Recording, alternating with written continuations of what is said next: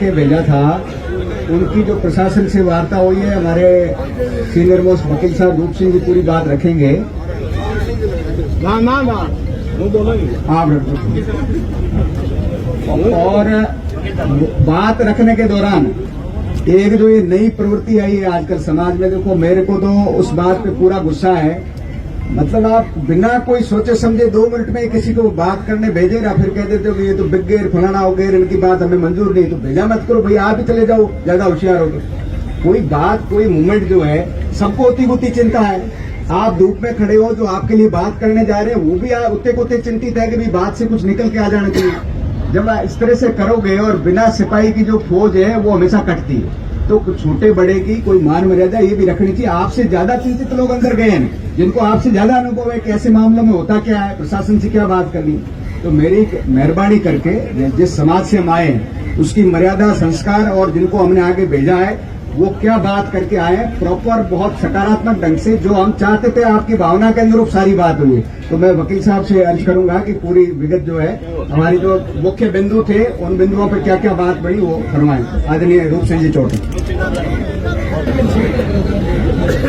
भारत माता की, भारत माता की। आदरणीय बंधुओं, नौजवान साथियों, सम्मानित मंच और सर समाज के जितने भी लोग इस पंडाल में उपस्थित हैं, उन सबका आभार व्यक्त करते हुए मैं जो प्रतिनिधि मंडल के मार्फत जिला कलेक्टर साहब और जिला एसपी साहब से जो बात हुई, वो मुद्दे हमारे प्रतिनिधि मंडल ने जो यहाँ से गए थे, सांग सिंह जी साहब, हनुमान सिंह जी साहब और स्वरूप सिंह जी वकील, जोगेंद्र सिंह जी, हीर सिंह जी, गिरधर सिंह जी, जो भी हम लोग गए वो आधा घंटा पौन घंटा हरि सिंह जी साहब भी थे। जो बात हुई मैं आपको बता रहा हूं, और प्रतिनिधि मंडल ने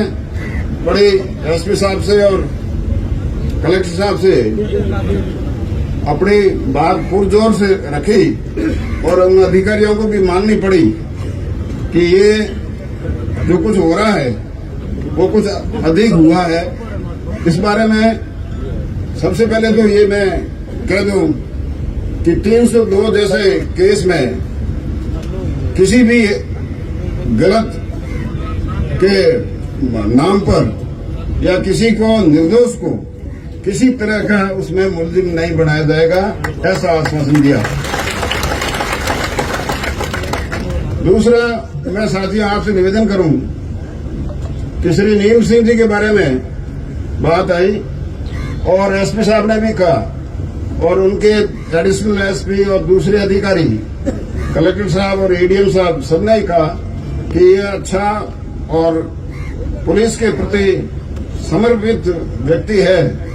और इनके जो काम किए हुए हैं निश्चित रूप से इनकी 7 दिन के अंदर हम इंक्वायरी करके और इनको बहाल करते हुए पोस्टिंग देंगे। तीसरी बात रही हमारी पुष्पेंद्र सिंह जी आडा साहब की, तो प्रशासन ने ये कहा कि ये सोशल मीडिया का मामला है और अखबार वाले वगैरह जो गलत लिखित में दे रहे हैं कि हमने उनको एपीओ करने का किसी तरह से गवर्नमेंट को कोई चिट्ठी नहीं दी है, तो चिट्ठी नहीं देने के कारण उनको एपीओ नहीं किया जा सकता। कलेक्टर साहब ने और एसपी साहब ने ये भी कह दिया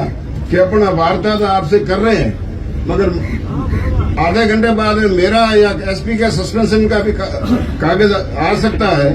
इसमें हम कोई गारंटी लें ऐसी बात नहीं है, मगर आडा साहब के बारे में ये कहा कि जब तक हम कोई लिखित में ही नहीं भेजेंगे तो कार्रवाई क्या होगी,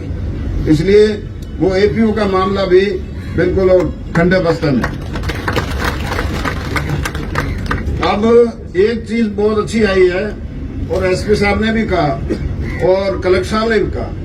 एक तो अपनी कमजोरी ये रहती है कि ऐसे मामले में जो ये तथाकथित नेता लोग हमारा शोषण कर रहे हैं, उनके विरुद्ध आपने लिखित में किसी तरह के कोई परिवाद नहीं दिए है, तो हम जांच किसकी करें?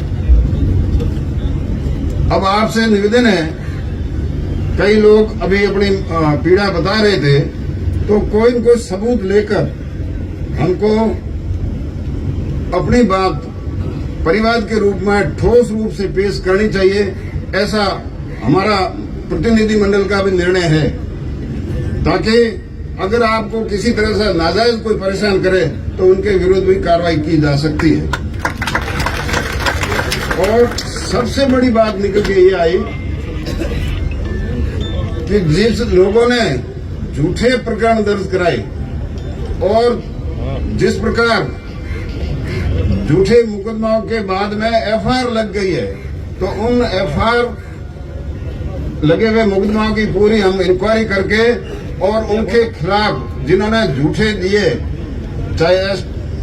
एट्रोसिटी का, ST/SC का एक्ट का मामला हो, चाहे दूसरे भी हो, तो हम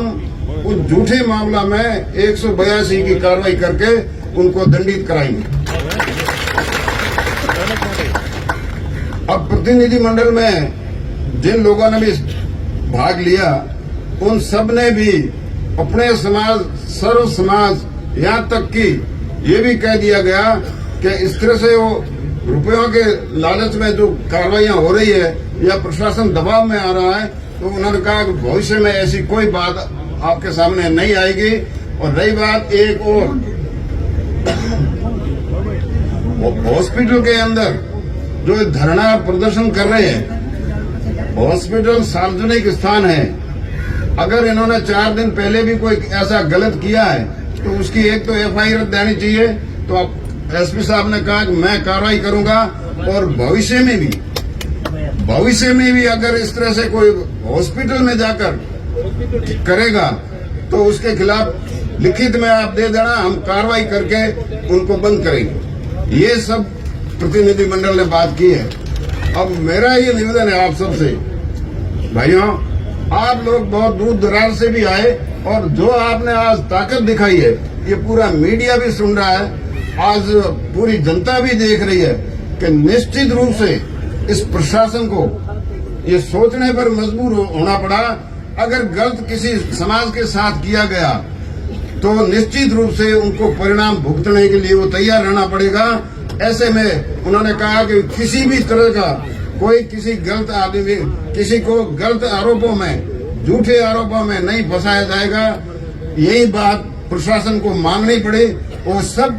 जो मांगनी पड़ी वो आप सबकी ताकत रही। आप सब ने जो ताकत बताई, इसके लिए आपका बहुत बहुत धन्यवाद, बहुत बहुत आभार। इन्हीं शब्दों के साथ आप सबको बहुत बहुत धन्यवाद है कि इस तरह से हमेशा कोई काम पड़े और अन्याय होता हो तो आप हर को